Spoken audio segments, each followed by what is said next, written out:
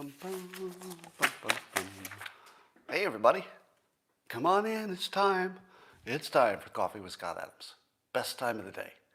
And it'll be one of the best ones ever. Yeah. Hey, Omar. Dr. Funk Juice, you too. Good morning, everybody.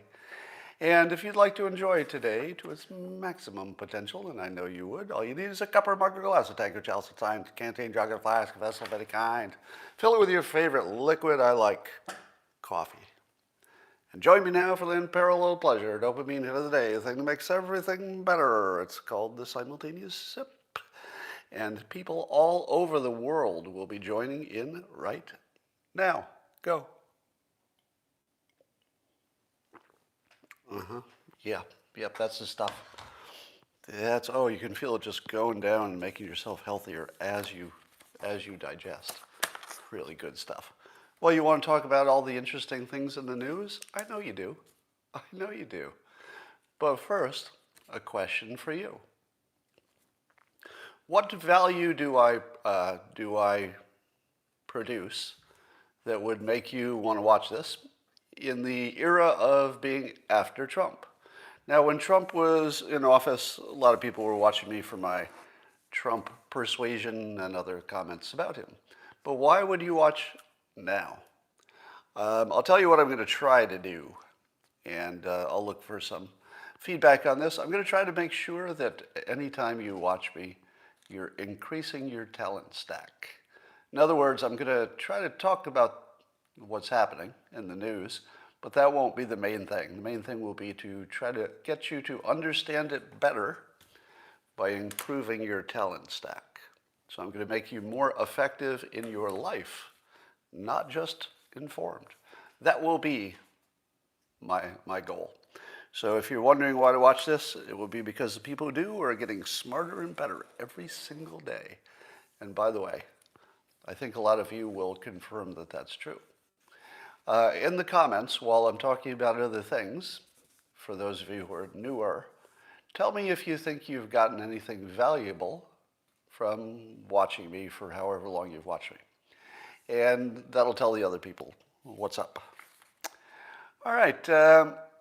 Biden decided to bomb some factions in Syria that are being funded and supported by Iran in response to Iranian proxies hurting at least one contractor in an attack 2 weeks ago. Now, I would like to say that this is a good move by Biden. Now, if you're tuning into me to watch me say bad things about Democrats and good things about Republicans, I'm not going to do that. Nothing like that will ever happen here. I'm just going to talk about what works and what doesn't, and you can play the politics yourself. When Trump and Pence won in 2016, I talked about what I call the new CEO move, which is how you establish who you are. When a new CEO is hired, they'll often do something big and splashy right off the bat. They'll maybe fire some executives who needed it. They'll reorganize some things. But the idea is to establish who you are as the new leader right off the bat, because your first impression just has all this power forever. Whoever you are on day one, it's going to be hard to change that. So you want to get it right in the beginning. So Pence and Trump did that when they started talking to Ford and Carrier when they first got elected, before they'd even been sworn in. It was really, really good first move CEO kind of play. And then Trump did it again when he fired all of his cruise missiles into that airport in Syria to give Russia a little bit of a tap on the shoulder. Now, people watching it said, wow, that might even be sort of an overreaction, or wow, Trump sure went military quickly. But it was a good positioning attack because it said, and there was also the mother of all bombs in Afghanistan. And I believe that Trump played that exactly right by establishing right up front, you don't know what I'm going to do, which he would say that directly. You can't predict what I'm going to do, but you did see me drop that mother of all bombs, and you did see me attack that airport. So just be warned, you don't know what I'm going to do, but it could definitely include lots of violence. That is exactly the positioning you want. Now, Biden comes in, and of course, our adversaries are going to be poking him. They're going to find out, hey, do we have a little more freedom under this new president? Are we going to be able to get away with a little bit more? And Biden has now sent the following message: no, no, you can't. Now, I know what you're thinking. Was Biden even involved in the decision? Is he so mentally degraded that it's his staff who's making the decisions? I don't think it matters that much in this context, because whether it's Biden calling all the shots or some Biden cartel collectively making decisions, it looks the same. The message is the same, which is if you mess with the United States, there will be violence. There will be violence. There will be the response. Now, I heard somebody on Twitter say, why do you wait so long, 2 weeks? That's also perfect. Waiting 2 weeks to do your attack, perfect. Because it also sends the following message: you don't know when it's going to come. We're not going to forget it. It's coming. Might be today, might be in 2 weeks, but the one thing you can be sure of, it's coming. Now, of course, you want to do it right, so it might take a few weeks to pick the right target and get the right assets in place and all that. So I'm going to give Biden an A+ for handling this situation so far. Anybody disagree? Would anybody disagree with that grade? Now, there's a secondary question, and maybe it's not a secondary, maybe it should be primary, some would argue. The Rand Paul position that there's no authorization for this attack, and the president can't just start a war, basically. Can't just attack another country. And I think that position needs our full respect. In fact, Rand Paul's position is not unlike Jen Psaki's position just a few years ago when Trump was doing it, and where she criticized Trump for attacking Syria, basically not authorized all the rest. Now, here's an interesting thing.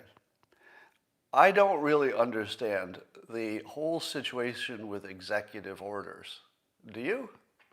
Do any of you understand what's going on with, let's say, the whole body of executive orders over the last few years? Because I don't quite understand how the president can just sort of do stuff that you thought Congress was supposed to do. How does the president just decide to just do it himself and then people obey it? Why do they obey it? Why does anybody obey an executive order? Now, I know that there's different kinds. There's some executive orders that are just a clarification on an existing law, and that's perfectly fine. Everybody's okay with that. Somebody has to clarify the law, right? It's fair game. Maybe the courts have to do it if people don't like how the president did it, but it's a good process. But what happens when the president does something with an executive order that the Constitution didn't quite foresee? Do we let that happen? I feel as if, and this is just speculation, I need somebody smart to tell me how wrong this is, because it's probably pretty wrong. But it feels like the country has a great, let's say, a great flexibility with how they treat the executive, the president, when Congress isn't effective. Because Congress has such a low rating that we're happy when anything gets done. You know, you see your government make a decision and then implement it and it goes well. It's hard to disagree with it, because the alternative would have been to take it to Congress and nothing happens and it's a big fight and nothing good happens. So it feels as if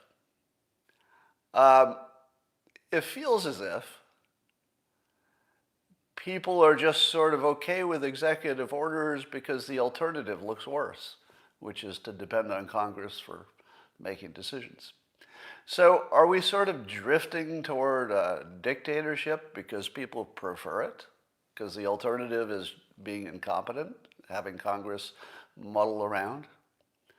Yeah, now the problem, of course, is that if you take it too far. Let's say, for example, this latest bombing attack, let's say that when Trump did it and also when Biden did it, that let's say it was extra constitutional, meaning the Constitution doesn't quite support this act. But what if the country does? The country might support it and by a majority. So I don't know. It feels like it could be dangerous, but on the other hand, I like it when it happens generally. I like it when something happens. So I think I do like our presidents, including Biden, to have some executive order power. Now the Congress and Rand Paul, and I think Rand Paul is a great asset to the country by pushing back on it. Because you don't want the executive orders without the pushback, right? Anytime this happens, even if you like the executive order, don't you have to also like that Rand Paul is pushing against it? You could like both of those things because they work together pretty well. It keeps the executive orders maybe a little bit constrained because there's some pushback, but you still get to do them when they're important. It's kind of perfect. So thank you to Rand Paul for pushing back, but at the same time, I kind of like this. I like this action in terms of national security. I've told you before that it's handy to have a story of you. Here's the helpful part of my broadcast. You should always have a heroic story of you, which is the sort of the imaginary story you have in your mind of who you are character-wise, or who you are capability-wise, or who you are basically, just who you are. And I've told you before that my story, and I'm going to add to this in a bit, but the personal story that I keep running as a little loop in my mind, and always have, is what I call Prisoner Island. And Prisoner Island imagines that there's some island where all the prisoners go, and there's no law there. They just are dropped on the island, and there's no guards or anything. It's just a prisoner society, so it's pretty rugged there. So I get convicted of something, and I'm dropped by helicopter onto the Prisoner Island.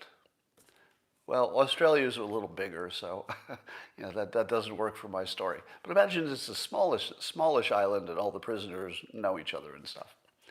Now, on day one, if you drop me in Prisoner Island, how am I going to do? Not so well, right? Because I'm not physically large, etc. So the prisoners would beat me up and rape me day one. Day two, prisoners would beat me up and rape me again. Day three, day four are going to look a lot alike. Beaten up, raped, beaten up, raped. 3 or 4 months go by, beaten up, raped. But here's the Prisoner Island story. It's the story I run in my head. Come back in a year. Come back in a year. In a year, I'm going to run the island, and everybody who touched me will be dead. But you have to wait a year. Day one, it won't go so well. Day two, not so good. Come back in a year. They'll all be dead, and I'll be running the island every fucking time. Now, is that true? No, I just made it up, right? It's just a story in my head. Is it also true that I would fight through, adversity? Well, I'm trying to make it true, right? I like to think it's true, but having a story of you is like a program that runs in your head permanently, and it can make it you. It can turn you into that by being the story that guides you, all right? Now let me take that story into this next news item. There was a man, I guess his last name was Rajagopal. I think it was India. Was it India? Might have been Pakistan, I forget. But he's from the Karnataka's Hassan district, so somebody can tell me where that is. But anyway, he was riding his motorcycle, and a cheetah, or a leopard, it's not clear, attacked his family. Just like came from the bushes and attacked and bit his son on the leg and starts attacking his son and wife. This guy, who's not some, he's not some like fighter or hero or anything, he's just a guy, gets off his motorcycle and kills the leopard with his bare hands. to save his family. He actually grabbed the leopard and strangled it. Did he get hurt in the process? Oh yeah, he did. Yeah, he got hurt. But he also saved his family and strangled a leopard, or maybe a cheetah. Cheetah or a leopard, I don't know. It's pretty bad either way. Now, that's the Prisoner Island story. This is the Prisoner Island story. Now, I don't know anything about the guy who did this, but it makes me wonder, does he have the Prisoner Island story in his head? Some version of it. Has he carried a model of himself through his life that when he came to this situation, the model kicked in? And there was no doubt who was going to win the fight and that he was going to fight. Now, it probably was just reflex of, somebody saving his family. So probably there wasn't a lot of thinking going on. It was just reflex. But whether or not he had the Prisoner Island story in his head, he has it now. He has it now. The next time he gets in a situation that you and I would be frightened to death of, he knows he can get through it, or has gotten through something similarly dangerous. So make yourself a Prisoner's Island story. It doesn't have to be real. It just becomes the program that runs in your head. Could come in handy if you were attacked by a leopard. Have you seen the videos of the Tom Cruise deep fakes? Look on my timeline if you haven't seen them yet. I don't even know what to think about them. So there's some discussion about whether they're real deep fakes. They're actually so good that you can't tell if they're deep fakes. And some people are saying, you got fooled. It's really just a look-alike. It's a look-alike pretending to be a deep fake. Maybe. I can't tell. I can't tell if it's a real person. I also can't tell if it's actually Tom Cruise who's playing a prank. It doesn't quite look like Tom Cruise to me. So my personal opinion is it's not Tom Cruise. I can't rule out a look-alike. But it did look a lot like him. Now, somebody says too tall. Well, I don't know if you could tell from the video, his height. But here's the thing. That's how good a deep fake is right now, that we can't even tell if it was really a deep fake. How good do you think the best ones are? Because this is just something that ran on Twitter, right? It's just something on social media. How is the best one? Don't you assume that there are government versions of this, where we're working on it for both offensive and defensive reasons? Because I have to think these deep fakes have a military application that's through the roof. What would happen, and we're working on this, right? Like, I don't feel like I'm giving away a state secret because it's kind of obvious. Don't you think that our government, and probably other ones, are putting together deep fakes of other leaders and deep fakes of terrorists? Don't you think if we had a good deep fake of Osama bin Laden, we could have made some videos and put them into the system and caused people to act differently because they thought bin Laden was giving them guidance? I bet we could. And I'm not sure we didn't. How would we know, right? We wouldn't know if we'd done that. Nobody would tell you. So the opportunity for weaponizing these deep fakes is really scary. Because imagine you get into a shooting war and we take a deep fake of the leader of the other side, put him on a video, and he says, hey, everybody, lay down your weapons. We're surrendering. His own military would probably think it was true, right? Because everybody would, even in the military, they have the phones, right? Or do they? If you're on operation, maybe not, because you could track the phone. But when they got back to base, people would have phones and stuff, right? So even if you're a terrorist, you would see the video. It wouldn't have to be on TV. It would just be circulating. And it would be your leader, your terrorist leader saying, lay down your weapons, we got everything we wanted, or whatever. So that's coming. Twitter is talking about having some kind of pay model where you could optionally charge people for extra content, maybe even newsletters. So the world is moving toward this subscription base, but Twitter has a really big obstacle to overcome, a psychological obstacle. And the psychological obstacle is you're used to Twitter being free. Once you get used to it being free, people are going to complain if there's anything that looks like it's extra and it's on Twitter, but you have to pay for it. It's really going to make people angry. Let me tell you, how are you going to feel? Well, this is how I feel now. I'll read a story on, let's say, Twitter or CNN or whatever, and I'll click to see the original story, and it's behind a paywall. Or you have to go and figure out how to turn off your ads and your ad blocker, which is too much of a bother. I would say I skip almost everything that's asking me for money or a password or my email address or to turn off ad blockers. And every time I go to one of those links, I get angry. Now, Twitter users are going to have that experience. They're going to be like, hey, that looks interesting. Click. Oh, I'd have to pay for that. I'm angry. Oh, here's a good one. Oh, I'd have to pay for that. What would happen if everything that's useful on Twitter turns into a paywall? Because that's the only thing that'll be behind a paywall, right? Good stuff.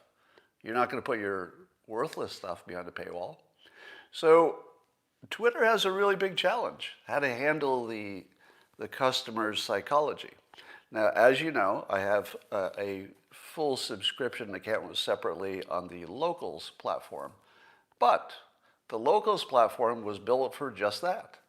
Its only purpose is to be a subscription platform. So there's no psychological barrier there. Nobody would sign up for it unless they knew exactly what they were getting. So they're all happy. But if you're used to it being free, people don't like you adding any kind of friction to that, even if it's the extra stuff, because they're going to think, we used to get the extra for free, didn't we? But I do think subscription is the way things have to go. So Twitter's making the right move. It's just going to be hard to implement in their case. I think they'll be successful at some level. All right, but if you don't want to be banned, etc., something like Locals would be better. Now, I keep hearing about a new platform called Clubhouse, which, as I understand it, is some kind of open audio conversations with some set of rules. And I've received a number of invitations to it. I guess it's still invitation. And I've declined them all so far. Now, the reason that someone says Clubhouse is Chinese, that's not true, is it? I don't think that's true. So don't believe that unless you see some confirmation. I don't think that's true. But you got my interest. If it is true, I definitely want to know it. Somebody says it's not a U.S. company. I was sure it was a U.S. company. No? The API they use is Chinese, somebody says. All right, so there may be some connection. Let's put that as an open question, but that's not what I was going for today. What I was going for is I don't understand it. So this is the interesting thing. Clubhouse, everybody's talking about it and signing up and everything, so there must be something to it. But I keep waiting to hear something about it that makes me want to do it. And I haven't. And I don't know what other people are hearing that makes them want to do it. Because lots of smart, connected, forward-thinking people are already on it and telling me I should be on it. But I don't know why. Does anybody know why? Because I don't think you can monetize it, right? And if there's no video, isn't it less good? All right. Somebody says, think live podcasts. Well, I suppose if they did a good job on the interface, it would be interesting. I'll probably check it out eventually. But my only point is not that it is or is not valuable, but why have I heard so much about it, and yet nobody has told me what its value proposition is? Isn't that weird? Well, you would think that almost any business or product that you hear about, people would tell you why to use it, like what its extra advantage is, but I haven't heard that about Clubhouse, and I don't know why. Does that mean there isn't any extra advantage? I don't know. I guess I'll keep that as an open question. There's big news about the minimum wage $15 thing that the Democrats want to make a national law. And I guess there's a rules person who decides, the parliamentary and rules person in the Senate has decided that they can't include that minimum wage thing with this big omnibus bill. There's some kind of rule that says you can't include things that are trivially related to the main purpose. And this is too trivially related to the main purpose, I guess. So, number one, I don't agree with this parliamentary decision. It might be correct in terms of interpreting the rules, but why does Congress put a rule on itself? What's the point of that? Why would Congress limit its own flexibility? Yeah, somebody says it's a rule. It's a rule, but why? Why is it a rule?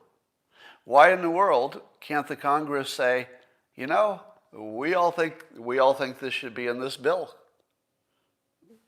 Why can't we just put it in there? Would that bother you as a citizen? If you were a citizen, would it bother you that there was some weird rule that they collectively decided to just ignore because there wasn't any purpose for the rule? I can't see the purpose for it. Now, I get that you don't want to have big, messed up group things, and you want to maintain the ability to do filibuster, and it's like complicated, etc. But none of this stuff serves the public, I don't think. Somebody says in all capitals, you don't understand the Senate and House rules. I'm going to block you for telling me what I don't understand. Goodbye. In all caps. Probably could have gotten away with that if you hadn't used all caps. Don't criticize me in all caps if you want to come back. At the very least, use upper and lower case. Then you've got a chance of surviving. But you're not going to survive with all caps and no reasons, just some kind of weird insult. Because I'm telling you I don't know the rules. So you don't need to yell at me that I don't know the rules when it's literally what I'm fucking saying to you. I don't know the rules. Okay? I'm swearing at a guy who can't hear me. All right, so here's my take on the minimum wage. So forget about the rules, the rule part. This is, you wish there could be something like an executive order from Mitch McConnell who could just say, yeah, it is a rule, but we're just going to ignore it because it doesn't serve us. So what is your opinion on the $15 minimum wage? In the comments, can I get a feel of the crowd? Yes, no on the minimum wage going to $15. It doesn't look like it's going to be an option right away. But what do you think? I'm interested in my specific audience. So it'll take a second for the answers to come in. I'll tell you my opinion. It goes like this. And I base this on the fact I have a degree in economics. I have an MBA from a high-end college, university, Berkeley. And here's my opinion about the $15 minimum wage. I don't know. I don't know. Every one of you who says yes or no, what are you basing that on? Because I'm telling you, I've got a degree in this. I don't know. I don't know if it's good. How do you know? Where the hell do you get your opinion from? Seriously, where the hell did you get these opinions? Because I don't think economists agree, do they? Wouldn't you like to see two economists, one on each side, just get on a show and give you 15 minutes, you don't need more, but you don't need less, just 15 minutes of two economists on either side saying, here's why it's a good idea, and then the other one says this is why it's a bad idea, and then maybe then I could make a decision. But have you ever seen that? I haven't seen that. I've seen complaints about people saying it should be different in different areas because not every area is the same. It might hurt some places, it might help some places, and that feels like a good argument. I don't know how accurate it is, but it feels at least like it makes sense. So here's my advice to you. If you have a really strong feeling about this $15 minimum wage and you're not a small business owner yourself, in other words, it's not going to directly affect you immediately, maybe you shouldn't. Maybe you shouldn't have that opinion, because I don't think economists agree. I don't think all economists are on the same side. Do you? Do you think if you surveyed economists, they'd all be like 95% of them would say either yes or no? Now, I get the Milton Friedman argument, of course, that the free market, is the best mechanism. But we don't really have a free market. We don't really have a free market. We have a very, let's say, we do have a free market, we don't have an efficient market. That's what I should have said. It is free, but it's not efficient. In order for this minimum wage to find its right level based on competition and the economy and everything else, you need less friction. You need the ability for things to adjust, in real time, fairly quickly, and all that. And I don't believe that happens because people don't have that much mobility. There's just too much friction, I think. So I have no idea whether this is a good idea. I have no idea. Now, what do you do when you have no idea if something is a good idea? Anybody? Anybody. What do you do if you're not sure it's a good idea? You test it. Which one of the sides, the Democrats or the Republicans, are saying, we can't tell if this is good or bad. Why don't we run it for a year in, let's say, one state or maybe some selected counties? We'll just test it for 1 year, and then we'll know, right? Are the Republicans saying that? Where are the Republicans saying, we think it's a bad idea, but we don't hate testing things? Where's that guy or woman, right? Where's that person or any gender you like? The only thing we need, we don't fucking have. Am I wrong? Is there some story I'm missing here? Tell me I'm wrong. Nobody knows the right answer. It would be trivially easy to test relative to big national things. It's easy. You just say this county. That's the rule for a year. Let's see how it goes. Right? I don't understand why we as a population are putting up with this. This is pure incompetence. Because the people making the decision, they don't know if $15 an hour is a good idea. Do you think there's anybody in Congress who knows more than I do, and I don't know much, that's the whole point, I don't know much, about whether a $15 minimum wage is a good idea? I don't think so. And when I say good idea, I mean good overall in the long run, right? All things considered. It's obviously good for the people who get the raise. Most of them, if they keep their job. So I don't think we can be happy with any opinion on this, and I would tell you that if you have a firm opinion, either yes or no on the minimum wage, you shouldn't. If you have a firm opinion on this, you shouldn't. Because smart people don't know. Like really well-informed smart people don't really know. They might lean one direction, but without a test, nobody knows. All right. I've come to a potential decision about what's the biggest factor or factors in COVID infections. And it goes like this. I feel as if there are two things, and some of this is just speculation and a little bit of what I'm reading. But here are some things we've learned about the COVID infections, we think. Number one, in the UK, surprisingly, they say there's no real difference in minority outcomes for coronavirus, except that they get infected more often. But haven't we all been under the impression that your genetic makeup would probably make a difference in your outcome. But it might be that that's true, but that genetic difference is not necessarily ethnically related.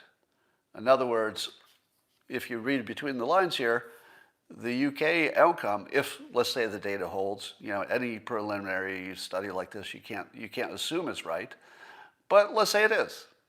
It would be saying that genetically there wouldn't be much difference across ethnicities, but there might be a big difference in terms of lifestyle and economic situation, and that might be what's driving more infections. For example, at the lower economic end of things, there might be more people living per house. It could be that. It could be they have less healthcare resources. Could be that. So this may be really important information if it's true. I'd still wait to get a confirmation of this. All right, so that's the first new piece of information. There might not be that much difference ethnically, even though the outcomes are very different. It might be lifestyle, not genetics. Although there could still be, and probably is, a gigantic genetic difference across individuals, but not necessarily across ethnicities. Which seems unlikely to me, frankly, but doesn't it seem unlikely to you that there's no difference in ethnicity? Feels unlikely, but that's what we have here. All right, then we also have an HSE University research study that says that, I'm sorry, that was the genetic difference study. But there's a additional study that says that 63% of US hospitalizations for COVID could have been prevented if we were not so darn fat. So obesity, according to this one study, is responsible for 30% of the excess hospitalizations.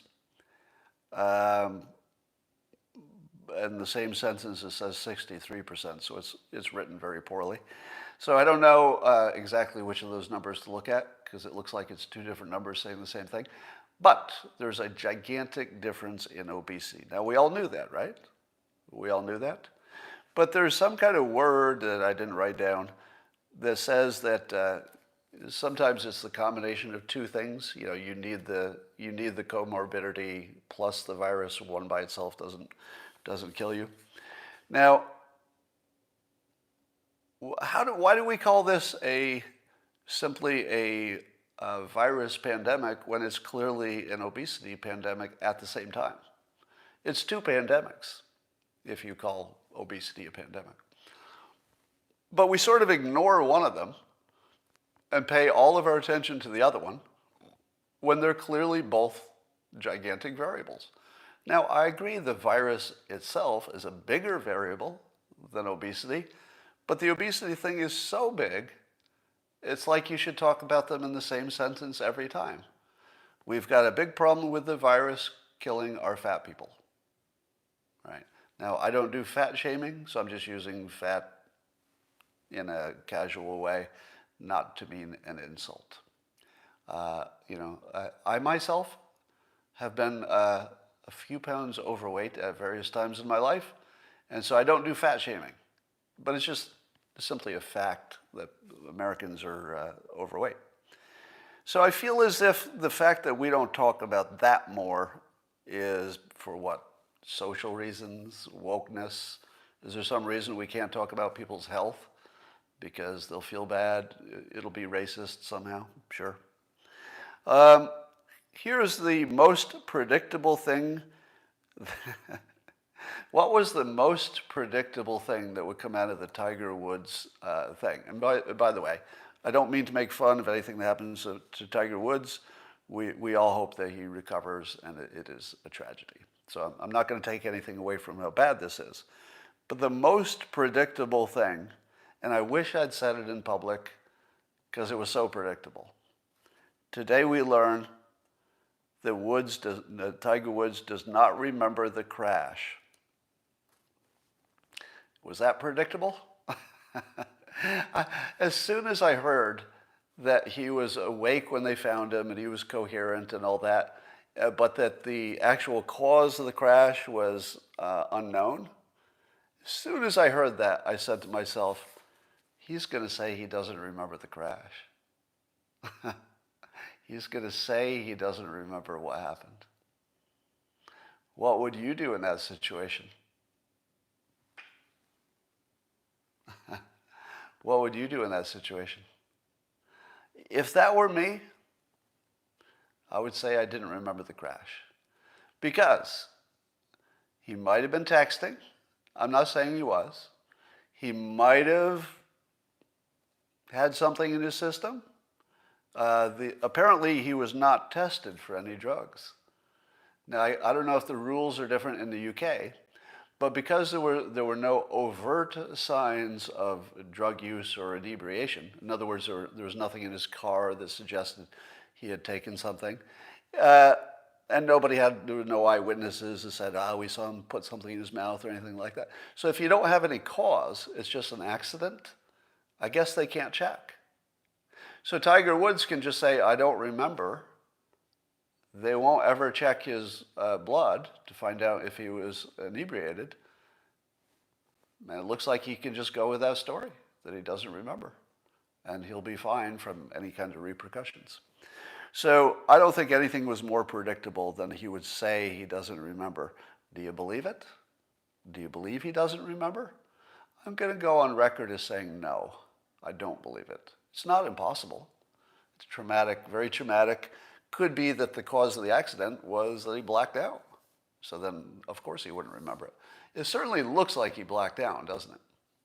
Wouldn't you say that the odds are, based on how far the car went, etc., you'd have to think he wasn't conscious, wouldn't you? And so to me, the texting or the cell phone, or even if an animal ran in the road, I don't feel like they completely would describe what happened. It feels like he was unconscious, but that's just speculation. Don't know. All right. Amy, do you know who Amy Siskind is, or Siskind? But she's one of the more ridiculous characters on Twitter. I think she's blocked me and vice versa eventually. But she was like a crazy anti-Trump person. And she tweeted after Biden bombed Syria, she's tweeted, "So different having military action under Biden. No middle school level threats on Twitter. Trust Biden and his team's competence." A tear is coming to my eye because Biden, he knows how to bomb Syria in a responsible way. Not the way Trump did it, with his irresponsible taunts. No, Trump bombed Syria the wrong way. Whereas Biden, he's bombing Syria in a responsible way. So, big difference there, according to Amy. So China apparently did some COVID tests on some U.S. diplomats and decided to go with the anal test instead of the cheek swab. That's right. Instead of the nasal swab or the cheek swab, China decided to shove something up our diplomats' asses. They complained. The diplomats complained about China shoving things up their asses. And China said, it was an error. It was a mistake. Sorry. Didn't mean it. Sorry. And what will the United States do? Will we turn the other cheek? Will we note that although America went to Mars, China went to Uranus? I would like to give this opportunity for all of you to add your own jokes about China shoving a COVID test up the ass of our diplomats. What would Trump have done if China shoved things up the ass of our diplomats and then said, whoops, whoops, sorry? What would Trump have done? Would he do what Biden is likely to do? Complain? I don't know what he would have done, but he should have closed the embassies. Should have just closed the fucking embassies. Like, I don't know how you protect your diplomats, but do you want to be a diplomat that was not protected the way these guys were not protected? These guys and women and genders of all types. They were not protected. Now, I think they probably had a choice of saying no, but then they probably couldn't travel, or I don't know, there's probably some repercussion. So I don't feel this can go unaddressed. Do you? This should not be unaddressed. I think Trump would have addressed it. I don't know if Biden will. There's a new story of a classroom assistant who didn't know his Zoom was still on, and he may have done a tubing. He may have been doing a little tubining when the camera was still on.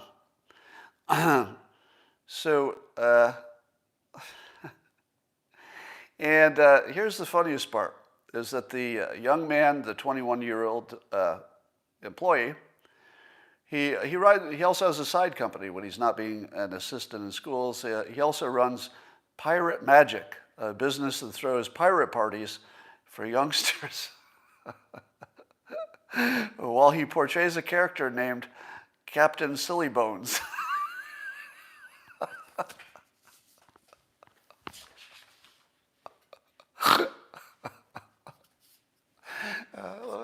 Let me give you this advice. Here's some good advice for you. And you can take this to the bank.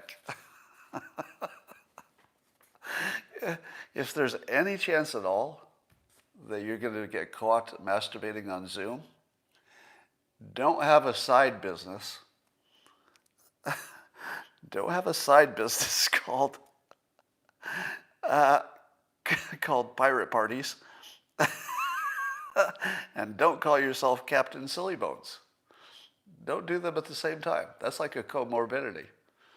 One of those things, just by itself, let's say the pirate parties, one of those things by itself, that's fine. Pleasuring yourself in private, as far as I know, still totally legal. Totally legal. It's only a problem when you combine the two things on a Zoom call, right? You don't... Captain Sillybones. I don't think he's going to get booked for another party. Let me give you some advice that you will find very useful. Let me tell you what I do the moment I'm done with these periscopes. The moment I'm done with them, I've got two screens here, two iPads that are facing me where I would sit at my office desk. The first thing I do after I turn these off is I turn them this way. So you're looking at each other now. The first thing I do when I'm done with any kind of a Zoom call on my laptop, first thing I do, close the laptop. So let me suggest to you that you never assume that you're not on live stream. Because that's how you lose your pirate parties, if you know what I mean. Never assume it. So as a habit, you should physically move your camera out of a viewing district when you're done, every time. And just do it every time, as a habit. I'll tell you, one wake-up call was when somebody discovered that, I guess, Mark Zuckerberg puts tape over the camera on his own laptop. Now, do you think Mark Zuckerberg understands the world of security and what is or is not a risk? Oh, he does. And if he's covering up the camera on his laptop, maybe you should too. Now, he's more of a target than you are, but you're all targets. Yeah, and the same with the hot mic. Just assume you're always being listened to. Now, I've got a number of digital products here, everything from my phone to my Amazon digital assistant. So I just assume that I'm being recorded all the time. I just assume it. I just assume there's nothing I say, even in the privacy of my own home, even in the bathroom.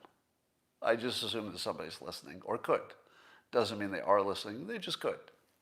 Technologically, they could. All right, so being boring is how I protect myself. CNBC had this story, and I think it's important that it's CNBC because it's a major network, right? Bill Gates was asked about nuclear power, and he said it absolutely will be politically acceptable again, which is an interesting way to make the prediction. I think he was asked that specific question. But according to Bill Gates, who most of you would associate with the left, wouldn't you? Now, I don't think he associates himself that way. I doubt, I mean, maybe he's a Democrat, I don't know. But he seems more like a problem solver than a political animal. And he's saying as clearly as possible, nuclear power will absolutely be politically acceptable again. And he points out that it's safer than oil, coal, and natural gas. The reason it will be acceptable is that it's safer. And then he goes on to talk about one of the companies he's invested in, TerraPower. It's the Generation 4 nuclear power that can't melt down, and it's smaller, more economical. It's more off-the-shelf pieces. You can transport it easily, etc. So that we may be years away from making that commercial, but it really does matter that Bill Gates said this because he has credibility with the left. You know, he thinks climate change is a big problem, so he's got credibility.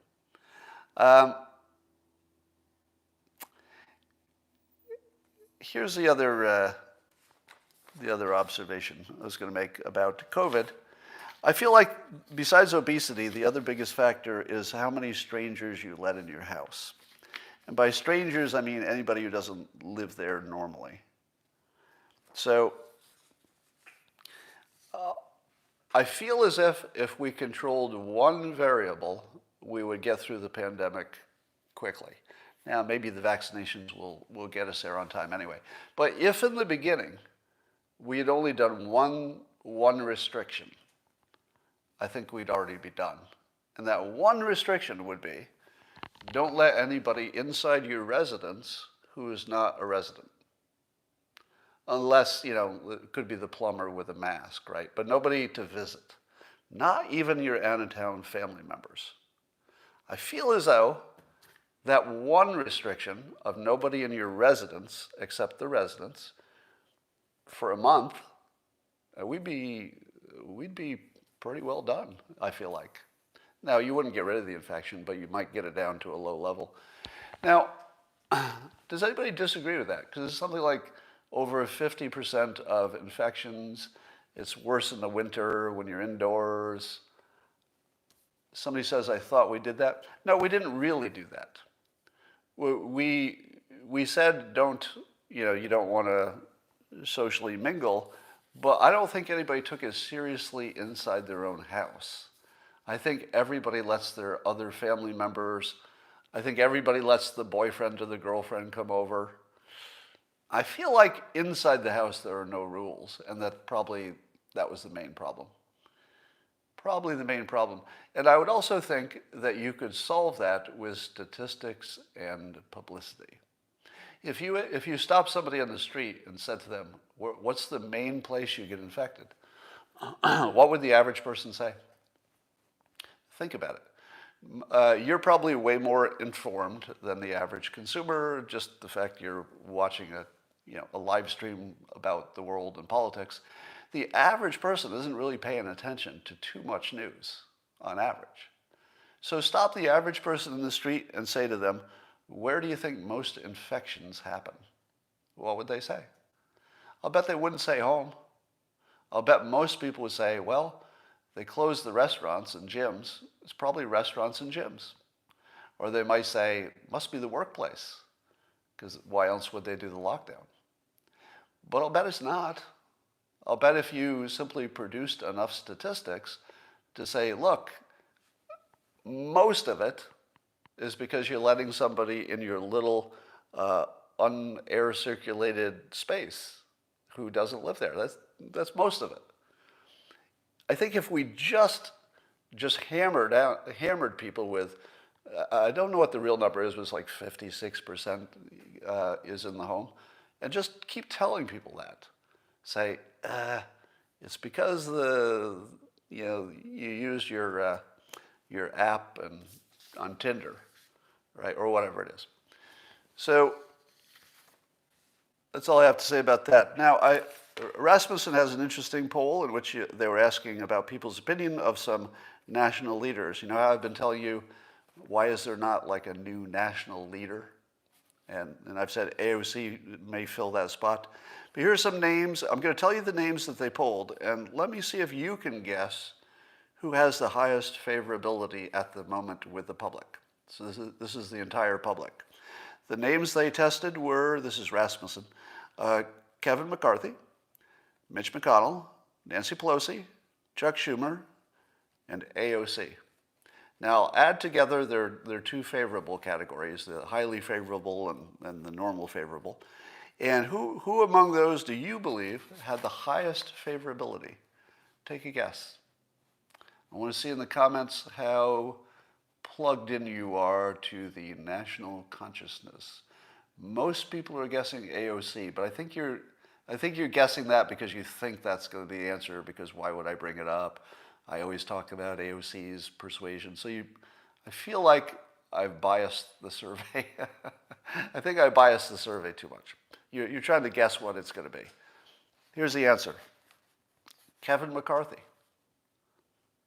Kevin McCarthy. He has the highest favorability of this group. What? What?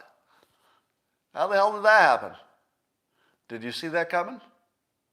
Now, I don't think that necessarily means as much as you might think it would mean. It could mean that he's just less controversial. So the others have some specific reasons you're mad at them, but I can't think of a specific reason to be mad at Kevin McCarthy. Can you? I can't think of a scandal, or was he on the wrong side of something, or I don't know. It could be that he just hasn't caused any trouble, and that people respond to a specific story they remember more than they respond to the average. So here are the numbers. So Kevin McCarthy, if you add his two favorable categories together, 43%. Compare that to McConnell at 29. It's a big difference. Compared to Pelosi at 37, surprisingly good. Schumer at 32 and AOC at 34. So if you were to look at this, would you say to yourself, my goodness, Kevin McCarthy should run for president because he has substantially, like a 30% higher favorability than AOC? But it doesn't work that way, because our primary system does like the exciting people, right? So I would say that AOC already has enough support to win a primary. I think she already has enough support to win a primary for president someday, if it doesn't change. But it certainly raises a question about Kevin McCarthy if he has bigger ambitions to run for president. That would be interesting. So I'll just put that name out there. We're all looking for our next leader.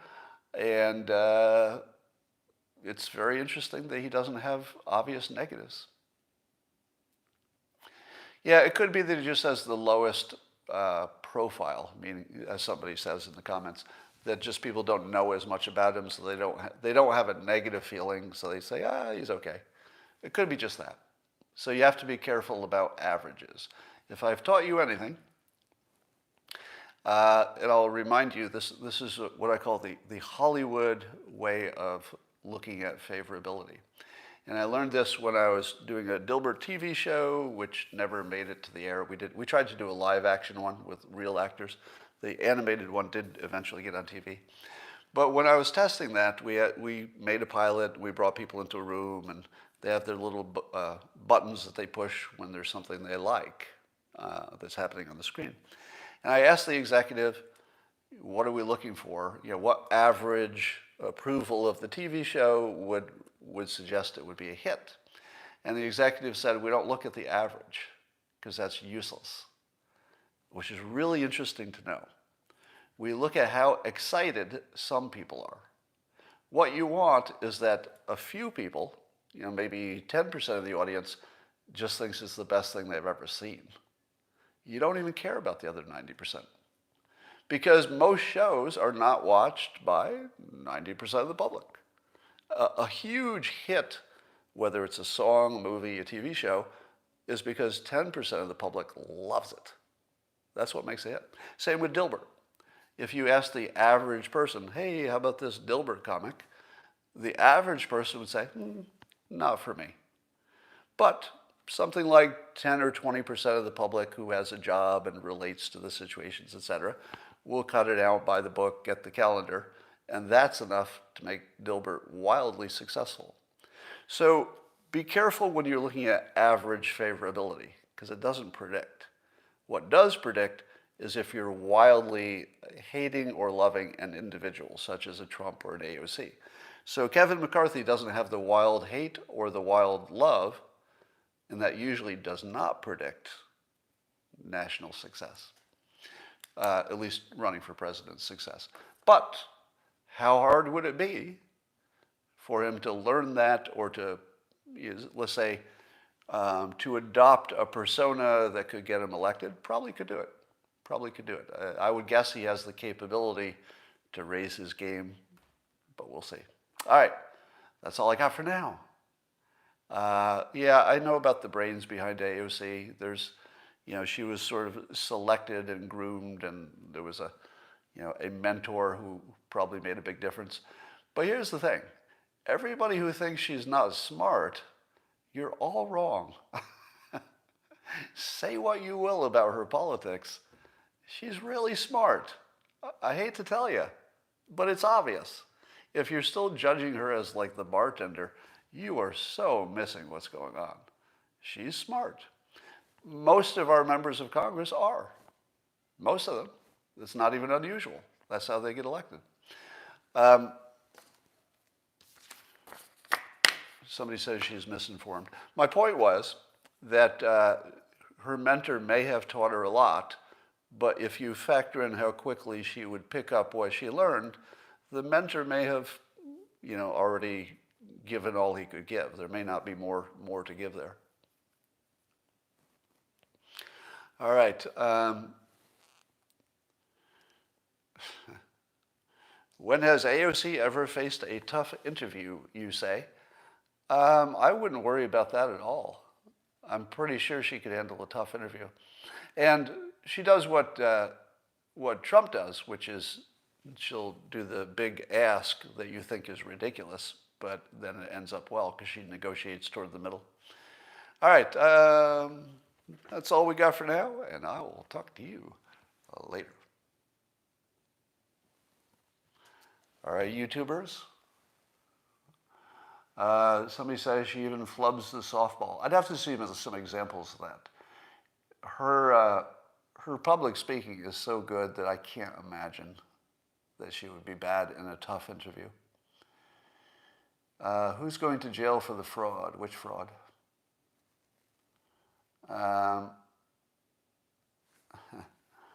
Let's see, just looking at some of your questions. She's one generation removed from, all right. Well, there's a lot of, with Margaret Huber, not good. How do you bruise your arm? Is my arm bruised?